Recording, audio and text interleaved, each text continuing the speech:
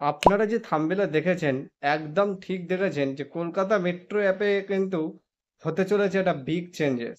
যেরকম যে নামটা পরিবর্তন হচ্ছে কলকাতা মেট্রো অ্যাপের। তা আজকে বিস্তারিততে যাচ্ছি না, নাম চেঞ্জ হচ্ছে এটুকু জানিয়ে দিলাম আপনাদেরকে। আর এছাড়া চ্যানেলে নতুন হয়ে থাকলে অবশ্যই সাবস্ক্রাইব করে পাশের বেল আইকন অন করে দেবেন। আজকে আমি গেছিলাম একটা জায়গাতে, এই জন্য সকালবেলা ভিডিও আসেনি, মানে ভিডিও করতে পারিনি। এখন আপনাদেরকে দ্রুত তাই জন্য শেয়ার করে দিচ্ছি।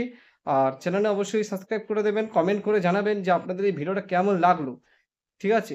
এই ভিডিওটা আজকেই আপনারা দেখছেন, তা কালকে কারা কারা রাখি পড়েছেন সেটা অবশ্যই কমেন্ট বক্সে লিখে একদম জানিয়ে দেবেন। ফার্স্ট করুন, যদি ব্যাখ্যা করে বলতে হয় তাহলে আমার মতামত হবে যে এটাতে অনেক লোকের অসুবিধা হবে। কলকাতা মেট্রো রাইট অ্যাপের যে নাম, এইটা নামটা ছিল, এই নামটা দিয়ে তো অনেকে সার্চ করতো, অ্যাপটাকে ডাউনলোড করতো, আনইনস্টল ইনস্টল সব করতো।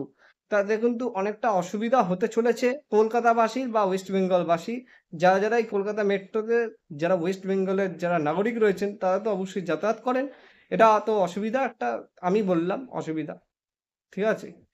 এবার কার সুবিধা না সুবিধা অসুবিধা অবশ্যই কমেন্টে এটা নিয়ে একটা জটলা করবেন না। কমেন্টে ভালো কমেন্ট করে দিয়ে যাবেন। দেখা হচ্ছে আপনাদের সঙ্গে আরো একটি নতুন ভিডিওতে, ধামাকাধার ভিডিওর সাথে।